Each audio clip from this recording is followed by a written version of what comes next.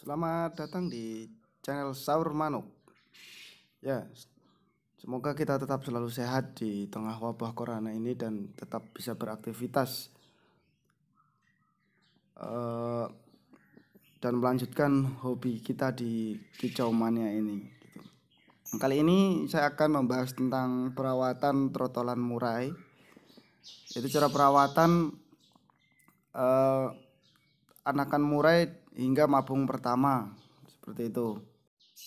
Merawat trotolan murai dari kecil itu jadi satu kepuasan tersendiri bagi para kicau mania, karena kita dapat nyetel lah gitulah dari awal burung kita masterin, kita rawat seperti apa rawatan kita dari awal seperti itu. Nah, biasanya anakan murai dicabut dari indukannya itu seumur 2 bulan, dan kita mulai latih dia untuk jadi bisa memakan pur.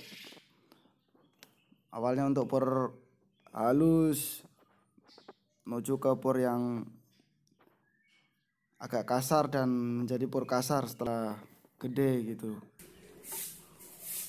Trotolan murai akan mabung pertama itu sekitar umur 4 bulanan. Jadi dalam waktu itu murai kita ini mengalami perubahan yang signifikan, yaitu dari pergantian bulu dada, bulu sayap, hingga yang paling penting adalah bulu ekor. Jadi pada prinsipnya bukan jaminan ya dari ekor pendek atau sebaliknya trotolan ekor panjang pasti nanti eh,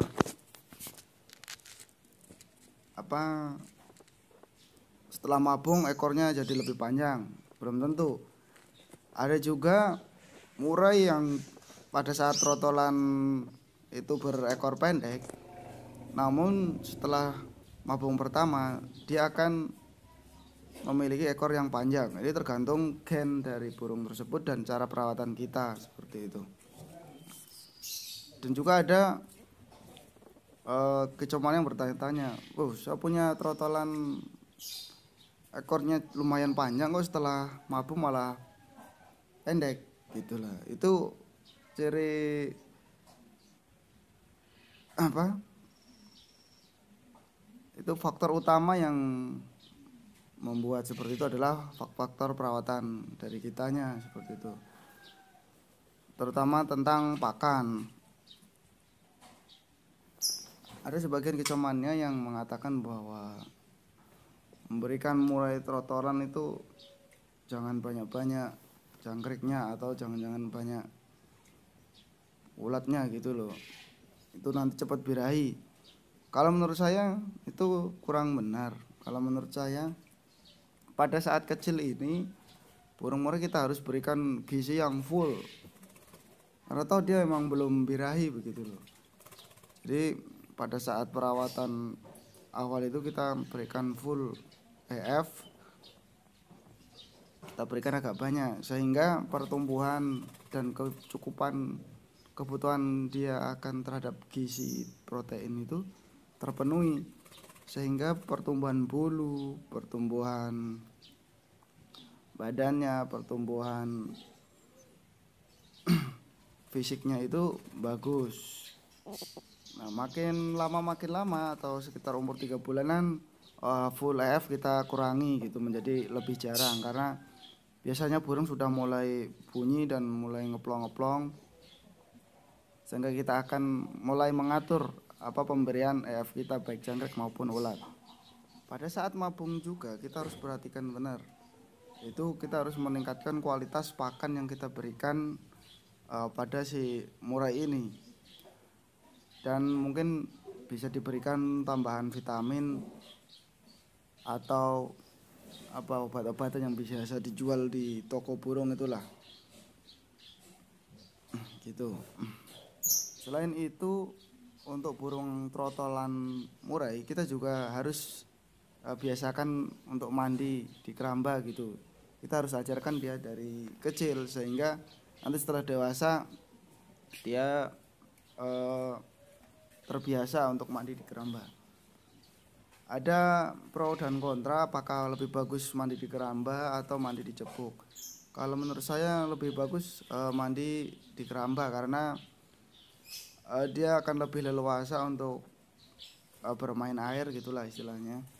Sedangkan kalau untuk dicepuk atau disemprot mungkin kurang inilah, menurut saya kurang pas. Kalau ya mungkin ada memang punya burung kebiasaannya masing-masing ya, cuma kita lebih puas gitu kalau burung kita bisa mandi di keramba.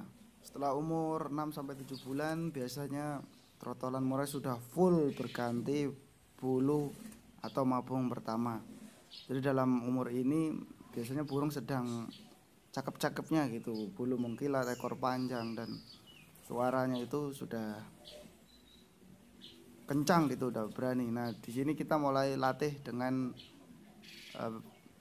kita coba tempelkan atau kita sparring dengan murai yang lain, kita bisa melihat mentalnya dia bagus apa tidak. Namun jangan terlalu sering, hanya untuk beberapa saat saja. Ini hanya untuk melihat mentalnya, mental tarungnya itu bagus apa tidak.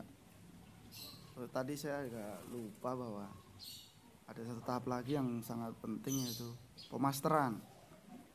Itu sebenarnya waktu yang paling efektif untuk mulai memaster murai trotolan itu kita lakukan umur 1 sampai 3 bulan. Kita bisa memasternya dengan suara kicauan lain yang ingin kita masukkan ke dalam murai kita, apakah itu burung cak jenggot, kenari, lovebird, cililin, kapas tembak, dan lain-lain. Kita bisa masternya dengan burung langsung atau dengan bunyi-bunyian dari handphone atau dari kaset CD dan MP3 dan lain-lainnya. Karena pada umur muda itu kecerdasan burung juga sedang berkembang. Jadi dia sedang giat-giatnya untuk menangkap bunyi-bunyian yang ada di sekitarnya, seperti itu. Kalau dia terbiasa dengan bunyi-bunyi burung cililin, maka kemungkinan besar nanti dia setelah dewasa dia akan mengeluarkan bunyi-bunyi burung yang biasa si murai ini dengarkan, seperti itu. Nah, satu tahap perawatan lagi yaitu penjemuran. Kita biasakan burung kita dijemur di bawah sinar matahari. Namun pada awal-awal pertama burung kita jemur dengan durasi yang secukupnya saja. Kita lakukan secara bertahap, dari sebentar terus agak lama. Pertama misalkan 15 menit, kemudian minggu berikutnya 20 menit, dan seterusnya. Nah sehingga burung kita terbiasa dengan panas. Jangan lupa murai itu sangat menyerap panas karena bulunya dia hitam. Jadi biasanya murai yang jarang dijemur, dia kalau dijemur sebentar dia pasti akan mangap gitu. Nah kalau kita biasakan jemur dari awal, nanti insya Allah kita burung kita ini lebih tahan terhadap panas, seperti itu. Itulah beberapa tips penting seputar perawatan murai batu dari trotolan hingga mabung pertamanya. Yang paling penting yang saya tekankan adalah yaitu menyediakan makanan bergizi termasuk kroto, jangkrik, dan pemberian multivitamin dan lainnya, sehingga fisiknya kuat dan mampu untuk mengeluarkan potensi maksimal. Sehingga jangan heran kalau misalkan trotolan ekor pendek kita rawat dengan bagus dengan gizi yang cukup, nanti setelah mabung pertama ekornya akan jadi kewer-kewer. Demikian tips dari saya, sahabat Sahur Manuk. Jangan lupa klik like, share, and subscribe channel ini. Semoga tetap bisa berkembang dan selalu jaga kesehatan dan tetap semangat dalam kondisi wabah yang seperti ini kita tetap semangat dan harus menjaga fisik kita, ketahanan kita agar virus-virus corona ini tidak masuk ke dalam tubuh kita. Dan selamat menjalankan ibadah puasa bagi umat muslim. Semoga dengan puasa dan ikhtiar kita ini wabah Covid ini bisa cepat berlalu sehingga kehidupan kita, ekonomi kita bisa normal kembali seperti sedia kala. Terima kasih. Wassalamualaikum warahmatullahi wabarakatuh. Subscribe ya.